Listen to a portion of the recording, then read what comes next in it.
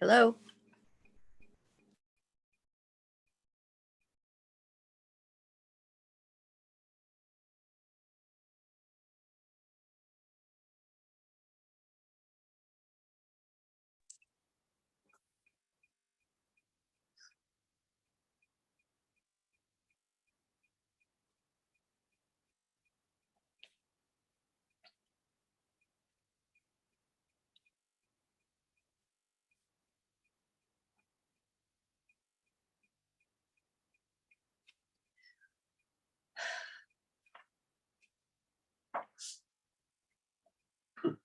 Hi, Eric.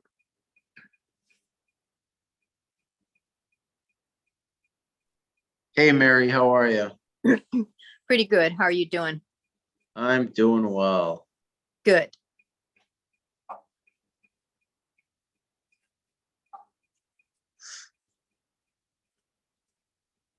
Was the sun out today?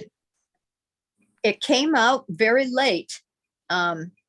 Actually, I didn't know it until my cat signaled that he knew it was out because he headed for the blanket box under our window in the bedroom where he has a little pad to sleep on. And I thought the sun isn't out, but son of a gun, it had just come out. Mary? Yes. Hi, Okay. Hillard. Hi, how are you? We're going to start right Okay. now. All right. All right. Welcome everyone to the April 24th, 2023 meeting of the Board of Health. Hillard Bosky, one of the board members. And just so everyone knows out there that this is a hybrid meeting such that someone could go on Zoom and participate in the meeting as well as show up here in Town Hall. So let's start with attendance. When you hear your name, just raise your hand and say you're here. Mary, Here. Charlie, Yeah. Eric. Present. Great. Thank you very much. That wasn't too complicated. So let's go to the agenda. The first, as usual, is the public comment. So anyone in the public, they could be zooming in, or anyone here, the audience would like to come forward and address the board. This is your time. Any hands up out there? I don't see anyone. Anyone else? Okay. Okay, let's go to number 2. Public hearing. This is mandatory sewer connection regulation. This is going to require a vote. And we have a draft regulation. I'm sure you all took a look at it. It was in our packet. Okay, Director, this is your moment also. Thank you, Mr. Chairman. In no way does this presuppose the vote for tomorrow at the town meeting, but in preparation for that, voters need to understand what the regulations are. So this is proactively gives the community an understanding of what the requirements are, and the authority for connections falls with the Board of Health. Okay. This is the second time you have heard this. It has been publicized according to Mass General Law. It has been publicized. And tonight, and if you want to run through it again, you can. May be good to go through the all the different sections of this, but this is what should the comprehensive wastewater program pass at town meeting.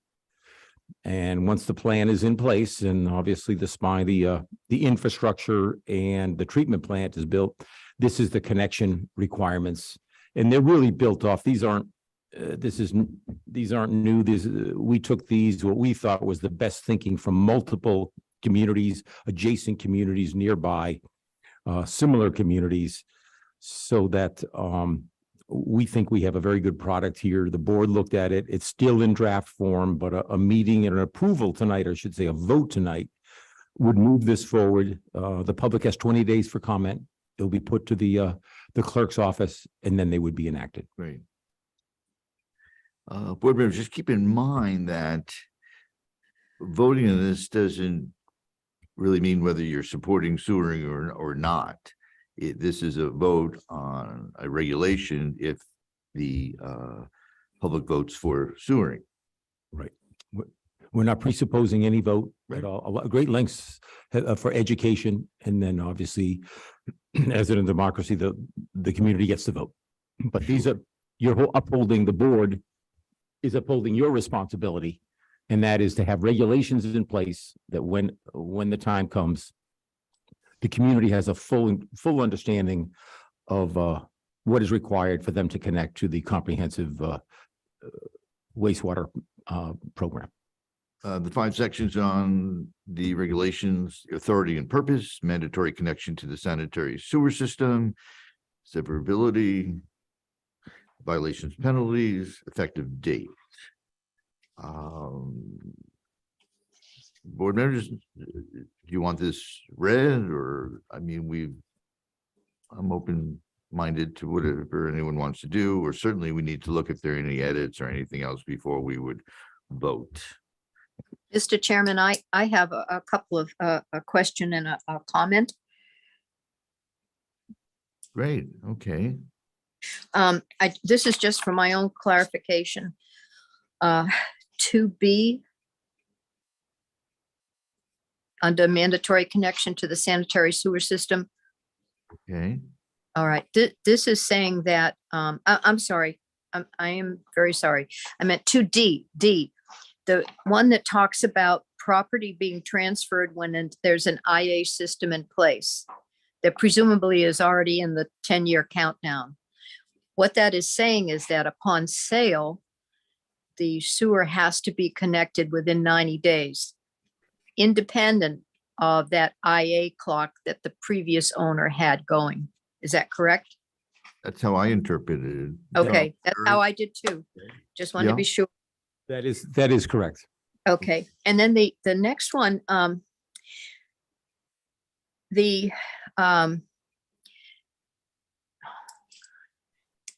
okay, 2F, talking about the abandoning septic tanks, cesspools, and similar private wastewater disposal facilities, that requires a disposal works permit issued by the Board of Health. Is that something that already exists, that the department already issues? I That's don't know. Through the chair, that is part of the installation permit that we issue now. Now, So when they sometimes it's a removal.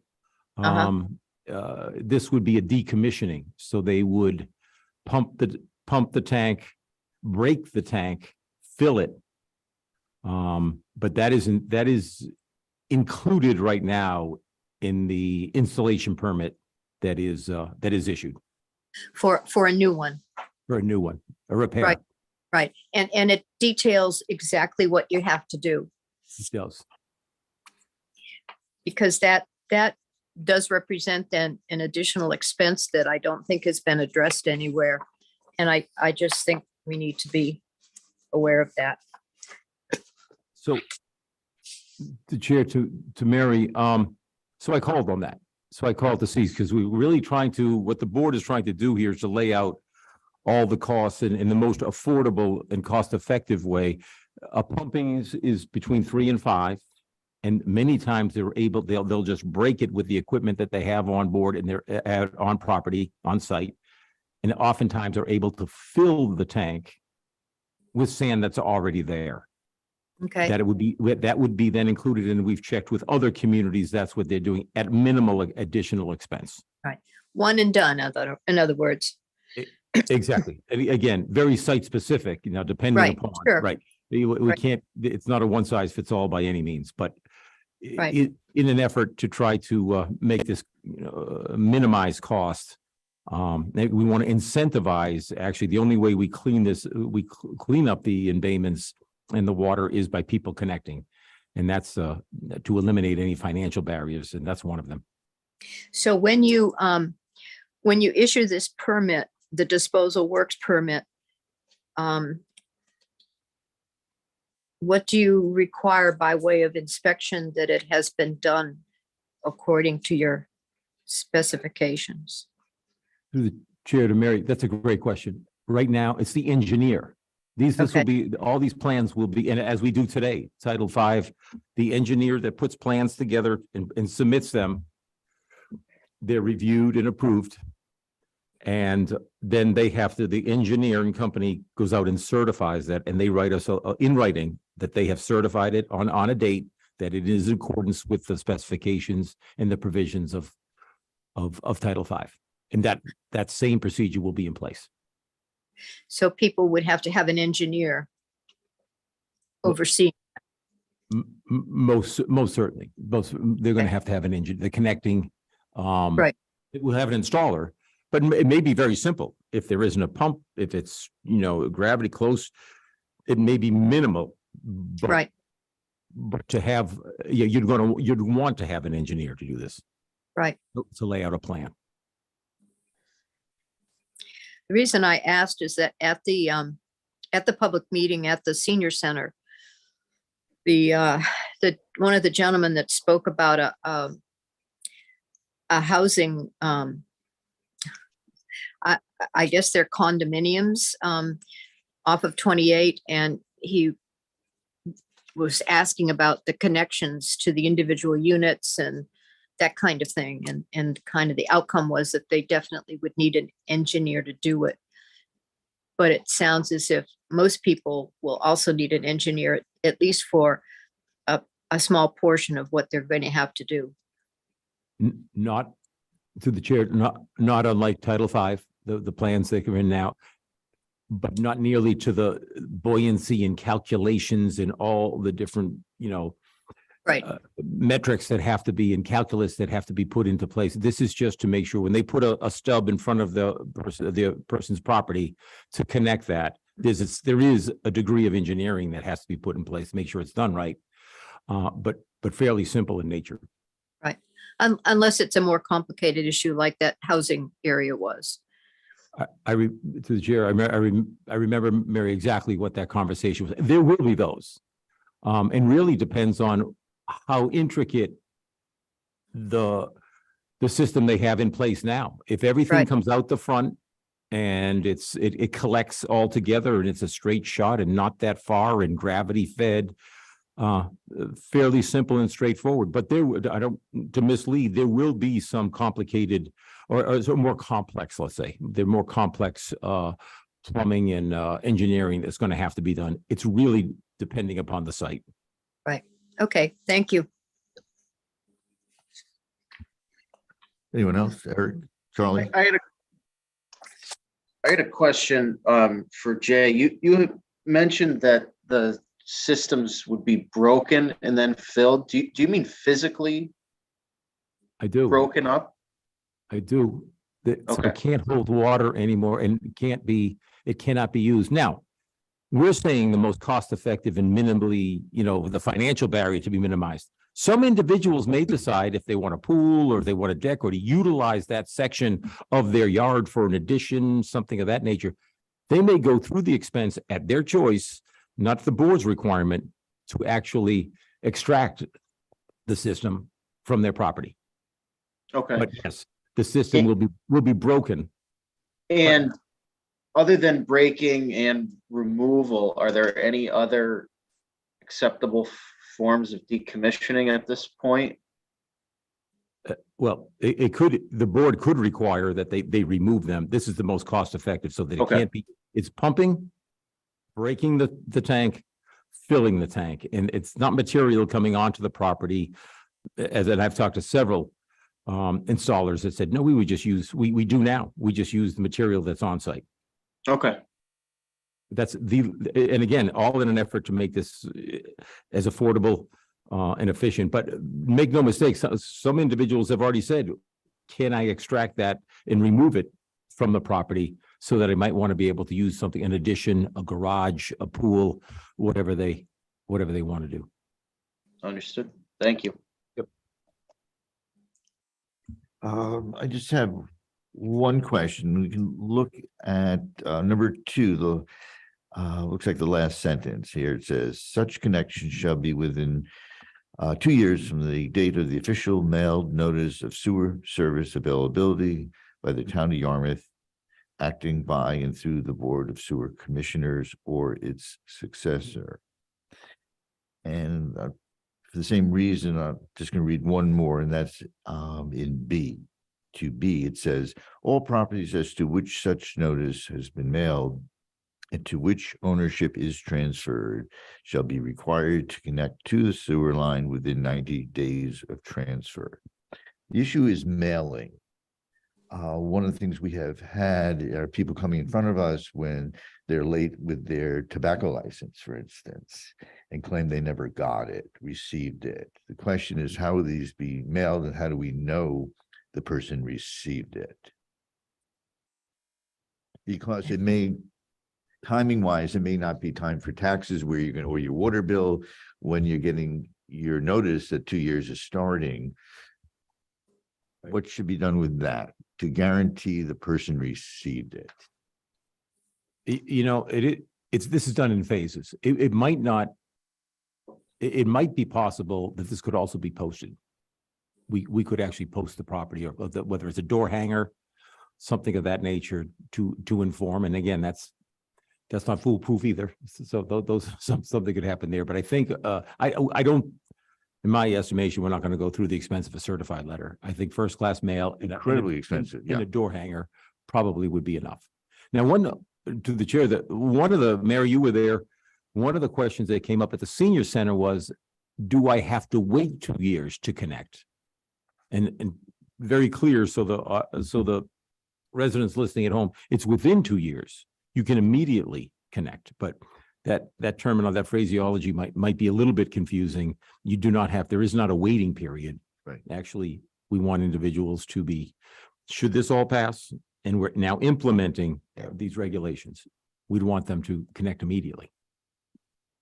Yeah, we need flow. We need flow, and that's how things get cleaned up, right? Yeah.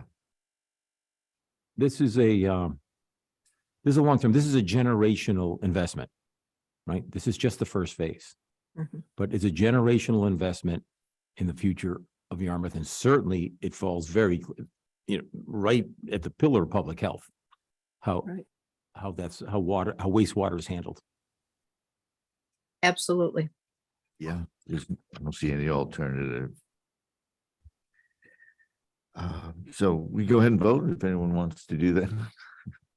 Make a motion, and it's a vote on this draft. Okay, for the regulations for connecting. So I move that we accept the Yarmouth Board of Health mandatory sewer connection regulation draft of April 24th, 2023. second. Second. Okay, thank you, Mary. Thank you, Eric. So all in favor of the motion, just raise your hand and say aye. Aye. Aye. Any nay? Okay. One nay. So it passes 3-1. Okay. Okay. So I just want to repeat, so the board understands this will now go up to the clerk's office as passed. It'll keep the watermark of draft on it for 20 days. Yep. Until we hear, I'll, if there isn't any opposition or for variances or any community input, it would then be enacted. Yeah. Okay. Okay, sounds good. Thank you for clarifying that. Okay, so we have an update on coronavirus. Okay. In your pack, you may have seen, there's a change to how they're actually calculating the calculus and of what is considered a vaccinated, fully vaccinated. I think they call it complete, but we can walk through this. So you're going to see some numbers that you haven't seen in the past, 90% of compliance. Some numbers have changed. It isn't that the numbers have changed. It's actually the calculation is different. Makes more sense, I think. Pardon me? I think it makes more sense too. Thank you, Mary. You understand this very well. Appreciate it. Any input you can give. If we could just go through here. So it's the current status of 4 active cases. Again, as we creep closer to the 6,000 positive cases from the beginning of this March of 2020. But 4 active cases, positive cases, I should say. And that's an attractive number there. By month over month, we see a steady decline. I'm confident the April numbers will come in even lower. If you see December There was a spike to 160. To be, I think with holidays and indoor activities, I guess that's to be expected, but we've had a steady and consistent decline since then. So this is where in relation to our counterparts across the Cape. If you can see, we're just about at the county average. We're above the state average, but our positivity rate is 6.16. We're hovering around that. And when we do our monthly, month over month, you'll see that we're hovering right around that number consistently. And it's trending down. It's trending down, and it coincides with May 11th. This emergency order is lifted nationally. So although we still will always stress vigilance and, cough hygiene and making sure individuals are protecting themselves, but the numbers certainly trend in a positive direction. Thank you, Erica. This is the one that I did want to take here. You could see this on the right-hand column. And the backup information you have in your pack, looking at our percentage of the population at 91%. Well, it's the same as that we had, and it was far lower than that. I didn't look back on those numbers, but it's just that the calculus has changed of what the complete 80. is. Mary, you've looked at this, I think it was 80% before. right? And they've changed how they calculate a complete vaccination. Is that your understanding, Mary? Yes. Okay. Yeah, I mean, it kind of sorts out all that has been happening with the vaccines and the boosters and all. And I think it makes it more understandable for people. Right. Yeah. I hope. Yeah, they're not trying to fabricate the numbers here. I think they're just trying to, like you say, trying to get it more understandable for individuals. Okay, thank you, Erica. Same, this is second booster vaccine, upwardly adjusted to 30%, but really the numbers are consistent across the board. 7,500, just over 14-day period. The numbers really haven't moved. Okay. Vaccines are still available if individuals are still looking to do that. The Vaccine Finder, that's the state website. COVID-19 vaccine availability is the Mass website, and that is available by group and booster dosage. Vaccinations at Cape Cod Hospital, 27 Park Street in Hyannis, and that's Monday through Saturday. That's still available. So if individuals still want to get vaccines or boosted, they certainly can. Vaccinations, I call on these weekly: CVS Stop and Shop, Long Pond Stop and Shop, and Walgreens. You do have to register. And that's still available. No, go ahead, Eric. I was just going to get to our kits. Testing sites. This is where it has changed. And I don't know if this is going to change or not, but there is an auto message to go ahead and schedule for testing. But the kits are no longer available. We've exhausted our inventory here. Free vaccines, I don't know that they're going to be available. I know that they may be now, but soon not to be available in pharmacies or by mail. You're not going to be able to get those. And I believe third-party insurance is not paying for those anymore. This one here, positivity rate. This is a good chart. I think you can see a spike in March, but it was quickly went back down again. Went to 10.54. We're quickly back down again. We're staying right again that 5.6 number. We're at 6.16. And it's right about the county average. Mask advisory stays in place. I think the board made a good call. It dipped below the number, the benchmark that you had identified as 5, but has quickly ticked back up again. It's just standing, not mandatory, just an advisory, and it's good precautionary information.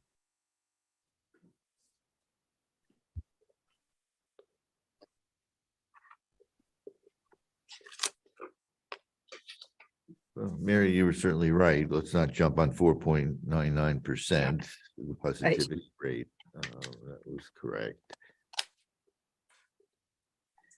The question I had, which I mentioned before, is on the mask advisory, whether to have it as an all within all indoor public areas. And as well as using the term crowded, whether or not it should be in crowded areas versus if you're in an area like this town hall room here, it's pretty empty. And as you can look, we're not wearing masks. I mean, I certainly bring it in every time in case you never know what you're going to walk into, but whether or not to make that one change or not. I think that'd be fine. Could I just ask again what that is? What that change might, the adjustment might be? Well, that it'll be in crowded indoor locations or spaces. As opposed to walking in and you're the only one in the room, that may be more realistic for where we are. Right. That makes. Jay, unless you think we need to vote, I'm fine not voting on it. If people, okay. Crowded indoor spaces. As to the boosters, people at home, just be aware that the protection or the antibodies do wane. In other words, from the time you had your last booster, it does go down eventually, or if you have had COVID, still your protection over time does lessen. That's reason right now for people, certainly the ones over 65 who have illnesses, who are immunocompromised, it's encouraged that they get boosted again. This is where we are. Any other thoughts here? Just on for the public to keep in mind that the national emergency will be lifted on May 11th. So they're putting a closure to that, the national emergency on that. Right. And what comes with that, I think there's a number of different things that will trigger. One to be that kits will no longer be available. Yeah. We pushed out, thanks to Bruce Murphy, we pushed out a lot of kits here, tens of thousands. Yeah, both of you did a great job. Yeah, I mean, things get public obviously needed it and we provided. I'm not sure. A lot of towns weren't even accepting it. We took theirs. We did pallets. Yeah. Bruce, yeah, no. Huh. Bruce did not say no to any delivery. Yeah. He did, right? As you probably know. Yeah, and they all went out and we used them. People came. That's the Right. point. Yes, they may have come from another town, who knows, but people needed it. Yep. Wanted it, needed it. Right. Okay, anyone else on the coronavirus update? The next item, number 4, is Board of Health vacancy interview / recommendation. Director Gardner, maybe you could just tell us where we are, this process, or as you know, we've had an open spot now since Deb left. And so we're looking obviously to replace her on the board. I apologize, Eric and Mary. The members that are present do have 3 candidates, their profile, they call talent forms that have been filled out. I will get you those forms. Those only came to me today. The chair thought it would be prudent for the Board of Health to set up some interviews and then have and then write a recommendation who they feel would be the best candidate to fill the vacancy on the board. So those came to me this afternoon. I've printed them out for the members that are present. Eric and Mary, I'll get those to you tomorrow. You can then look at those.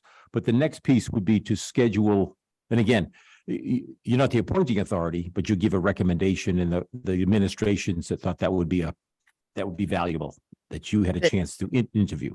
I'm sorry, go ahead. Thank you. So, I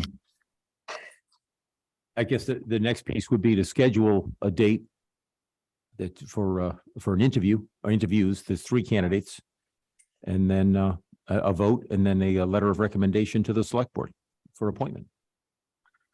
Yeah, it's pretty straightforward. We've done this before. I guess I should say the caveat is, I can't necessarily say the Board of Selectmen are going to go with your recommendation, but you've given a recommendation. No, they Okay. can No. reject it. They Right. can, Right. obviously, in this town, that's where it comes down to. They may turn, Okay, just as long as there's a full understanding, full disclosure here. Okay, It's no guarantee. It's just our recommendation based upon speaking with the person, their application. And understanding what the board responsibilities are. Very true. Right. Yeah. So it's a question of really picking a date, I guess, So, for a future meeting. so the first and the third, Erica, maybe help me on this. The first is Monday, for our first meeting. We have the room on the first and the third, is my understanding. The 15th would be the third Monday. That's a little confusing how I Yes. said that. Yeah. The chair's not available on the 15th. We could still have a meeting on the 15th. Mary, if you'd be willing to take the chair, I do have some other things. I'd like to get the VNA in here to talk about some of the things. I have a few other items there that are meeting. We'd have to go all of May without a meeting, but I think we should have all 4 present members there for the interview process. Correct. I agree. Is it, Eric, you good on that? May 1st, yep. Okay, so the 15th we'll have a meeting. 15th we'll have a meeting, and it won't be these candidates. It gives me time to schedule, making sure the candidates can come in. And it would then be, let's take a look. Oh, I'm sorry, Jay. I thought you said May 1st. Well, May 1st is next week. Right, so no to May 1st. No to May 1st. The interviews would take place after May 15th. After May 15th, when the chair is back, we have a full. Okay, my Members. mistake. But Eric, I would like to meet on the 15th. Okay, great. Yep. Great. So the next day that we would have the room is the 30th, which is a holiday. Do we have that room on the 30th? No, it's just the first and the third. Third. So it's the 23rd. Okay, so 8, 15, 23. So it's Okay. June 5th. Yeah. So that's the date we could have the applicants come in. Right. And Charlie, you have them at your desk. The candidates are there. You have the forms. I put them at your desk. Yeah. Okay, great. As long as you may want to look at them before. Sure. So that we'd have a meeting on the 15th. Right. I have several items for that. Okay. More may come. There could be a septic system. Not sure. We have a meeting on the 15th of May. And then interviews for potential candidates for the board on the 5th of June. Okay. Is that, Everyone okay? Yes. Okay. Erica, you good with that? I believe that brings us to new and old business. Does anyone have any? No. No. Don't be shy. I don't. Oh, any new or old business? Well, I assume that's a no. I will say something. We're fortunate to have, on the 8th of May, Deb, the former board member, is coming on as our housing inspector, our second housing inspector on staff at the Board of Health. And we are very excited about that. You know that her talent on the board, energetic, thoughtful, concise, good thinker. Right. All that. And she's going to be part of the staff now, starting on May Right. 8th. Excellent. Good choice. Yeah, we're thrilled about that. So you may actually see her sitting at the middle table here at some point, but on May 8th, she'll be coming. So I guess that's one bit of Something new positive. new news, we'll say. Yeah. The new booster? No, Say that again. the new booster. Was that in the packs? No, it's Yes. on here. No, the over 65 new booster. New booster for over 60. Yeah, Hill had mentioned it about the new booster recommendations. Okay. Last chance, everyone. Any new or old business? If not, that brings us to, looks like number 5. Looks like it's called adjournment. 6, number 6.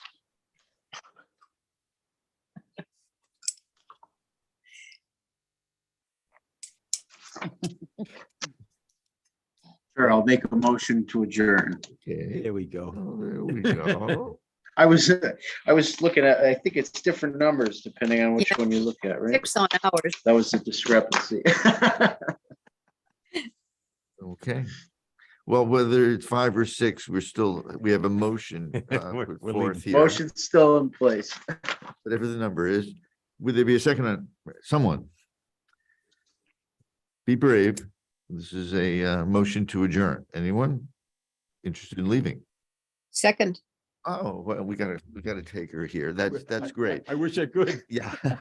Okay, the parking lot, the cars are already starting. So all in favor of adjourning, just raise your hand and say aye. aye. Aye. That was an aye? Aye.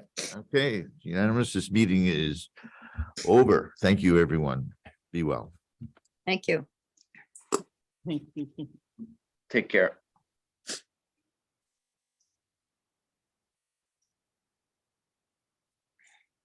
Done. I'm done. Can't